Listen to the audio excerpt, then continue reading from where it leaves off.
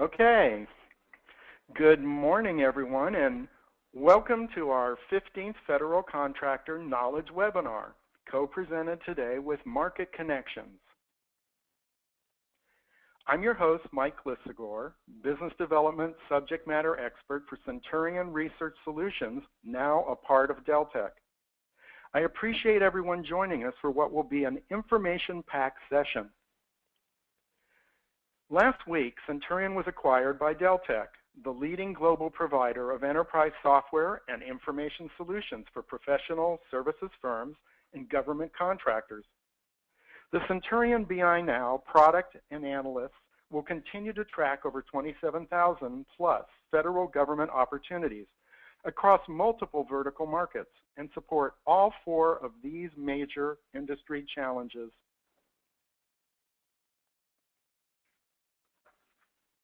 These opportunities will eventually be merged into Deltek's GovWin IQ database, which tracks over $2 trillion in opportunities. In addition to our BI Now database, we offer actionable insight through our custom research and analysis offering. Our Opportunity Assessment Now tool will continue to allow you to make fact-based bid, no-bid decisions and manage the health of your business pipeline. Finally, we offer competitive pricing analysis, training, and coaching to improve your business development process. Together, these products and services were created with one thing in mind: helping you win more business. Market Connections has been providing custom research to major government contractors for over 17 years. Their researchers help clients win more new customers and contracts and recompetes and repeat business, improve customer satisfaction and loyalty, strengthen position in messaging, measure marketing effectiveness and return on investment, assess growth potential for products and services, and uncover unique conditions for you to leverage. After I explain the objectives of the study, Fritzi Serafin, Vice President of Research Services, will provide a snapshot of the LPTA procurement landscape. Next, Lisa Dezzutti, the Market Connections President, will present the survey results. And finally, I'll share several strategies companies can and probably should employ to survive in the current LPTA acquisition environment. The past year has been one of tremendous uncertainty within the federal government, with no end in sight.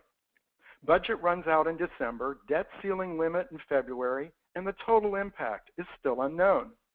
We do know that net result is increased competition.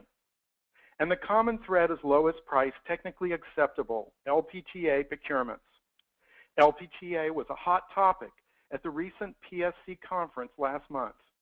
It's been on the contracting community's radar for the past 2 years, leaving contractors concerned that LPTA is stifling innovation, driving down prices, and at times being used for the wrong types of federal procurements. So we really wanted to take a closer look at this year. Our objectives were to gauge the impact of LPTA procurements on government and the contractors who serve them, understand perceptions of LPTA among government and contractors, assess LPTA's effect on the development and delivery of solutions to government, explore strategies being used by contractors to deal with the LPTA environment. Deltek established a baseline of what is showing up in the market around the number and types of LPT opportunities. Market Connections followed this with a survey of both government and industry. As you can see, we received 360 contractor responses and 375 federal employee responses. So now, I'd like to turn the webinar over to Fritzi Serafin. Good morning, everyone. Before I give you a snapshot of the LPTA procurement background, I'd like to share with you our methodology. To begin, as a first step, we mined FedBizOps for opportunities with keywords lowest price technically acceptable or LPTA to identify opportunities with this type of procurement. Of the 1.3 million notices identified across FBO, only 8,534 notices were identified as LPTA.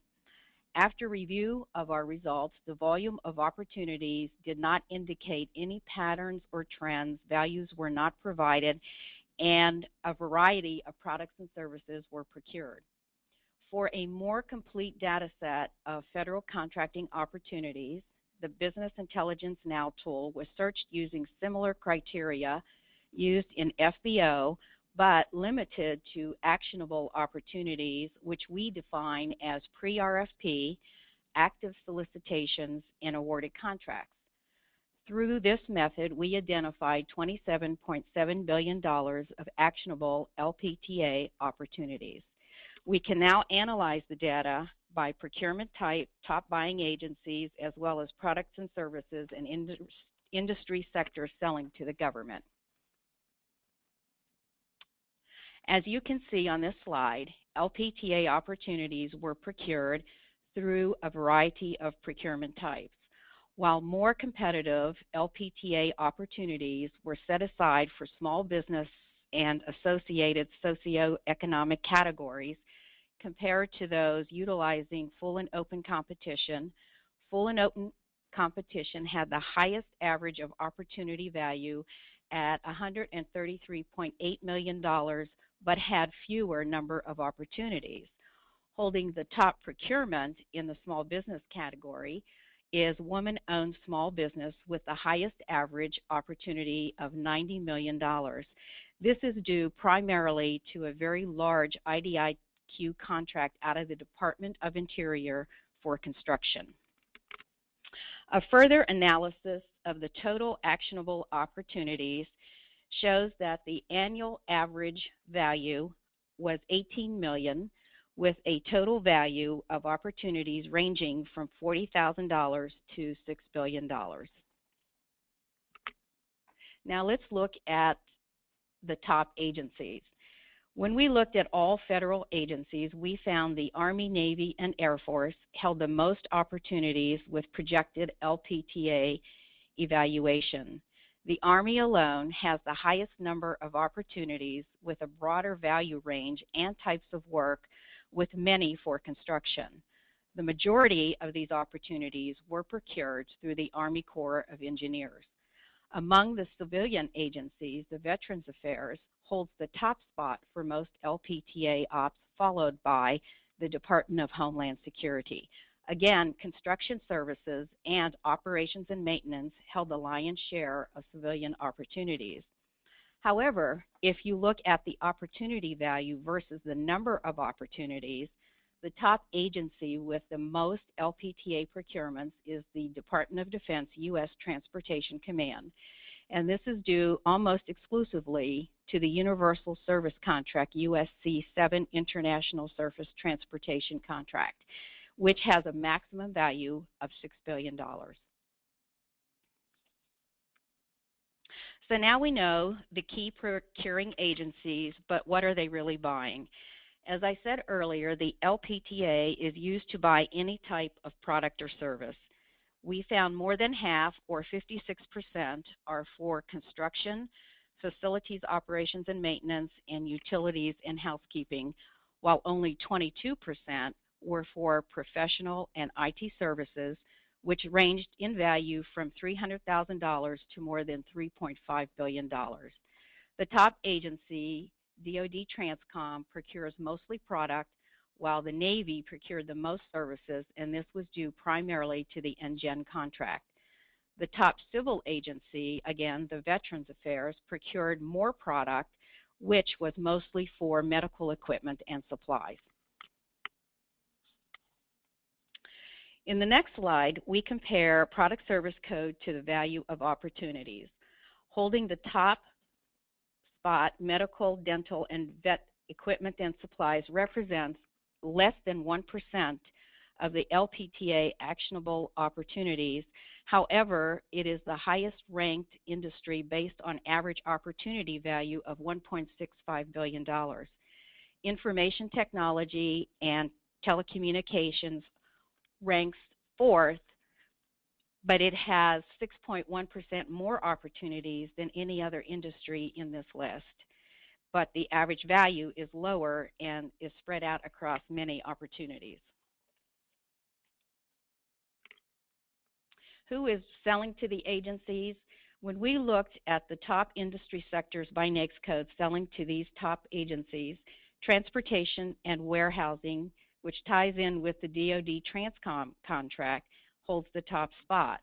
The top three industries gain position through individual opportunities of higher value versus quantity of opportunities, whereas for professional, scientific, and technical services, which also includes IT, there were a large quantity of opportunities, but they had lower values.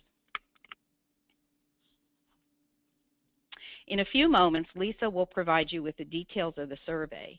As you can see in the survey responses, a majority of the contracting community believes that best value procurements often equate to LPTA evaluation. Best value is a specific type of evaluation process where the most advantageous offer is selected based on trade-offs between cost and non-cost factors. Even though best value does not mean lowest price technically acceptable, the evaluation criteria often is LPTA. For this reason, an additional search in the BI Now tool was conducted to identify notices that mention both LPTA and best value. If indeed LPTA equates with best value, the scope of impact increases dramatically, as you can see when LPTA and best value are compared side by side. The total dollar value of actionable opportunities increases more than 25-fold from $27.7 billion to $744.5 billion. The dollar value range expands significantly on both ends, especially the top end from $6 billion to $50 billion, and the average annual value more than doubles from $18 million to $38.8 million. So now that you have seen a snapshot of the LPTA landscape, Lisa will share the results of the survey and how the contracting community is reacting to LPTA procurements. Thank you very much, Fritzi, for that baseline review. Good morning, everyone. So happy so many of you could join us this morning. Well, as Mike said, we had a tremendous response rate to the survey targeting two groups, the government contractor community as well as federal government decision makers. And I have to say, we had more verbatim or write-in comments on this survey than we have on any survey we've done in the past 17 years. So it definitely is a topic that people feel very passionately about. We had 375 government contractors respond to the survey. We had a very good mix by company size. All of those respondents were involved with business development or program management activities within their companies. We had 360 federal government decision makers, a good mix of both defense and civilian respondents from a variety of agencies. All of those respondents were involved in the selection of contractors and vendors for the acquisition of products and services, or they had some baseline level of familiarity with LPTA. You'll see a couple of gold circles on this slide, and you will see some other gold-colored designations as I go through a few more of my slides. I just wanted to point out to everyone that means that there is a statistically significant difference in the results. So you see a big difference between contractors and federal employees. Some of the other bars on this chart, you see visual differences in the numbers, but they're not statistically significant, so they're not that meaningful. So I just wanted to give everybody that heads up when you see those gold designations. So at 77%, significantly more contractors are very familiar with LPTA. Only 32% of federal employees saying that they were very familiar. Interestingly, though, when we drilled down on those on the federal respondents, we saw that defense had a much higher familiarity with LPTA than did their civilian counterparts. 70% of defense respondents said that they were very familiar, and that tracks very closely to contractors. And it ties back to Fritzy's slide that said defense agencies have more LPTA procurements out in both dollars and number of opportunities.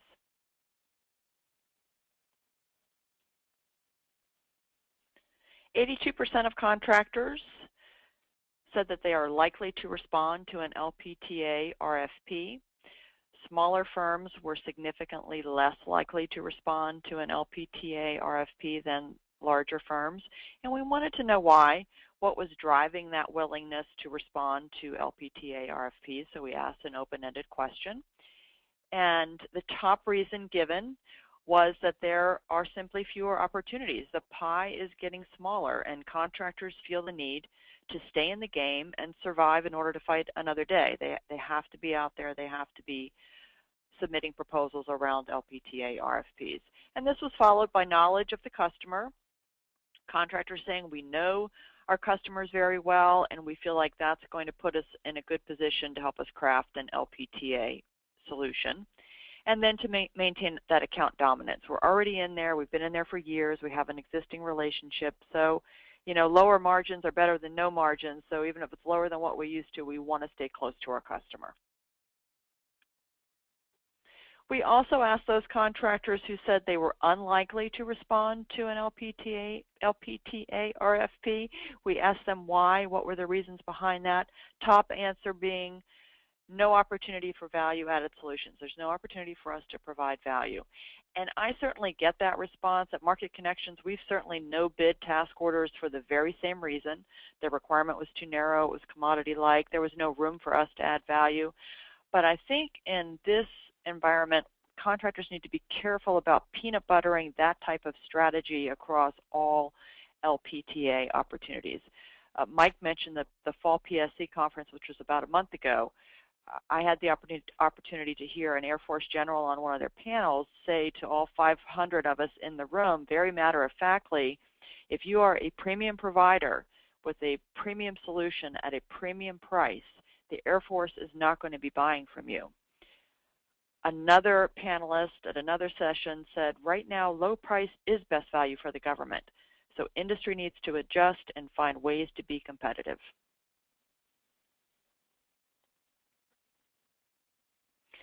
"64% of federal respondents said that their agency is likely to issue an LPTA RFP. Only 14% said that their agency was unlikely.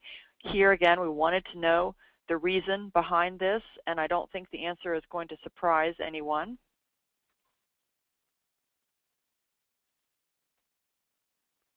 Far and away, top reason for issuing LPTA RFPs was to save money.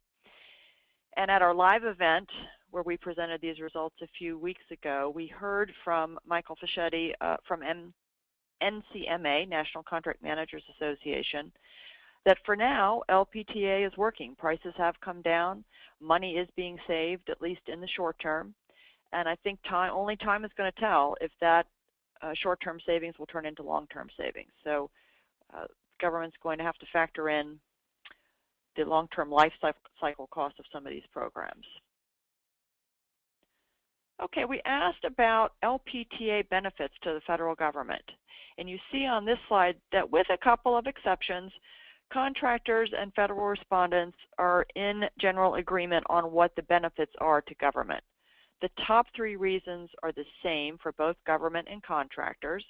Contractors do feel more strongly that the simple criteria to follow for award is a benefit at 59%. That was their top benefit. Only 39% of government said that that was a benefit. Controlling costs was pretty equal between both segments, that was a benefit, 46% for contractors, 45%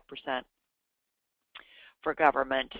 And then commodity procurement, both generally felt that that was a benefit. So that you see that pattern follow as you go down the line. Where you begin to see a greater disparity between government and industry is when we asked about the drawbacks of LPTA for government, and then you see a divergence. On this slide, you see a lot more yellow. Those are the significant differences that I talked to you about. So bigger differences between the two groups on this question.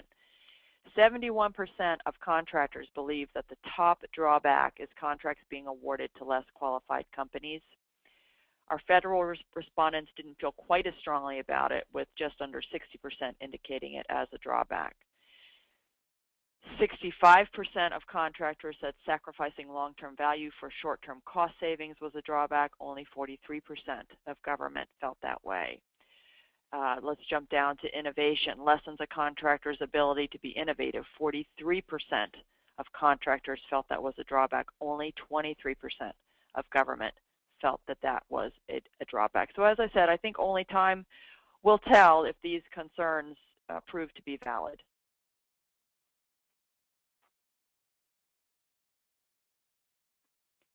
Contractors noted that their top 3 challenges were award decisions being made based on price regardless of the ability to perform.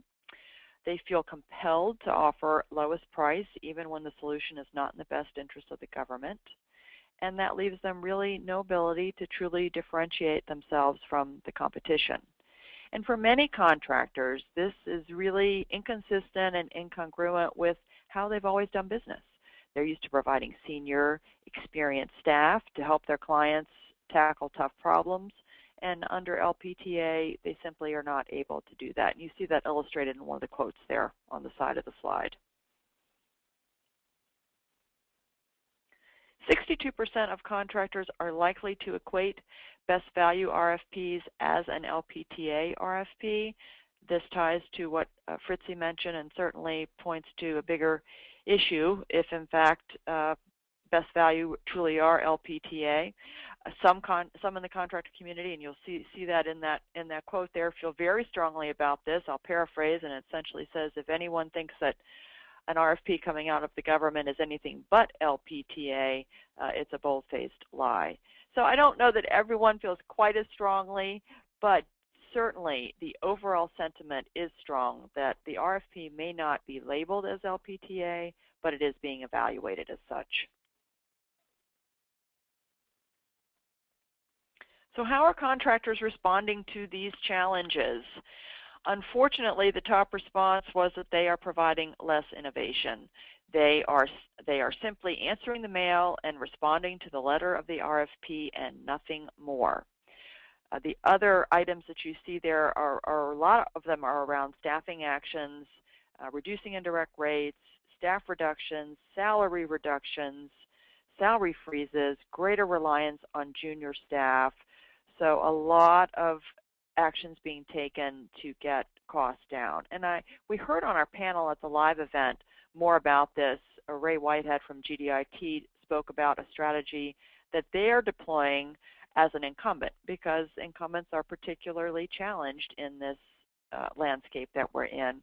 So they are actually isolating their current team, their current capture team on a recompete, and isolating them from the customer. They're putting a brand new capture team on that effort that can come in and give really an objective assessment of what is it going to take to win this again. Do we really need 50 or 100 FTEs? Maybe we don't. So that was an interesting strategy that we heard about, and I think something that we could all learn from. And I know Mike is going to talk a little bit more about that.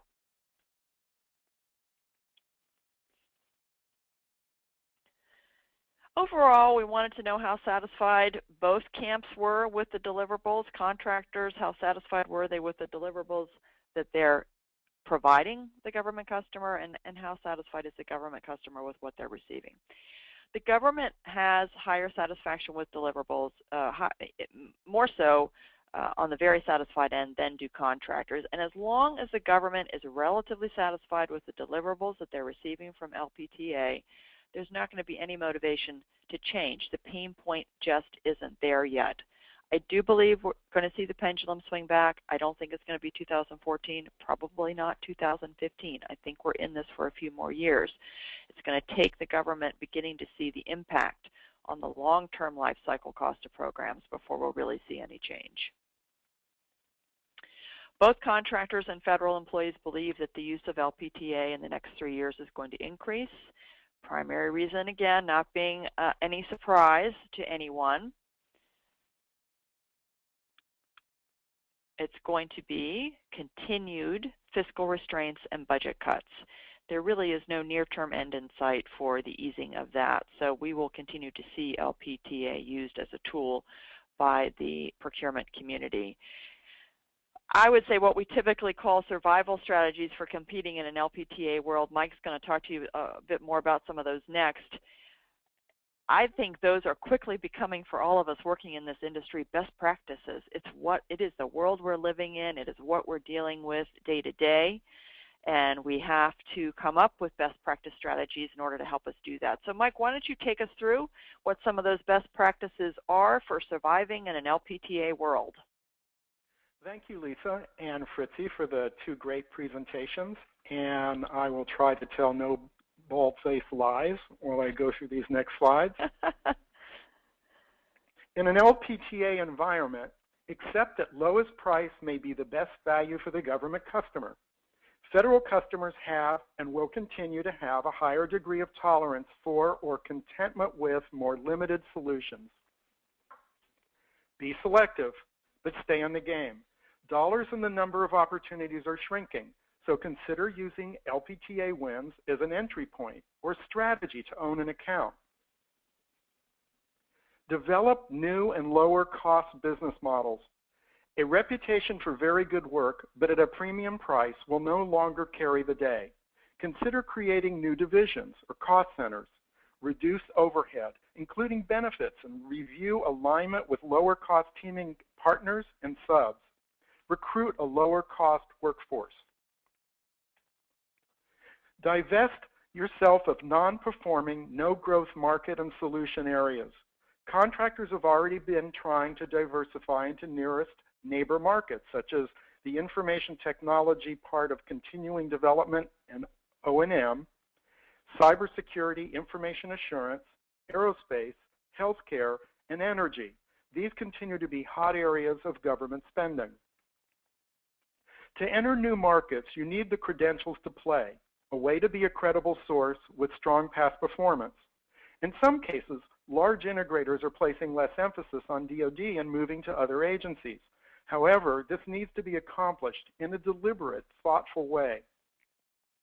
Smaller companies usually can't afford to make these investments, and so they should focus on becoming more competitive in their existing markets.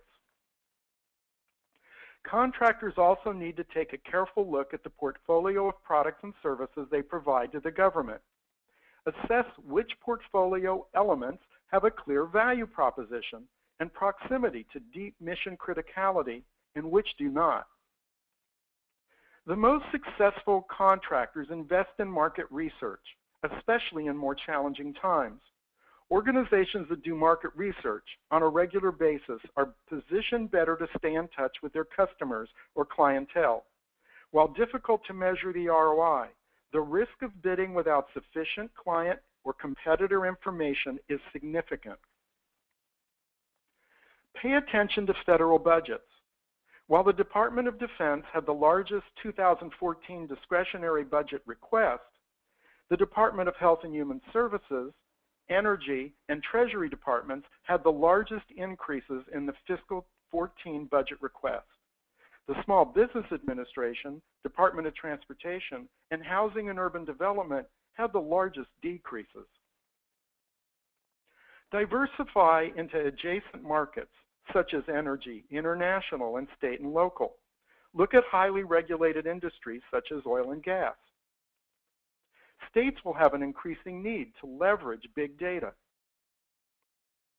Rapid growth countries, or those with social systems similar to that of the U.S., present opportunities for contractors. But keep in mind that there are significant differences in how businesses developed in the international, commercial, and state and local markets. Do your homework before committing significant resources to these market segments. Stay extremely close to your existing customers. Technical delivery, knowing how to deliver, but realize that on the business side, customers are under enormous pressure to reduce budget. But if a contractor isn't staying close, they'll miss this and lose on price. Refer to our BI Now agency reports and vendor profiles for key goals, budget documents, and contract history.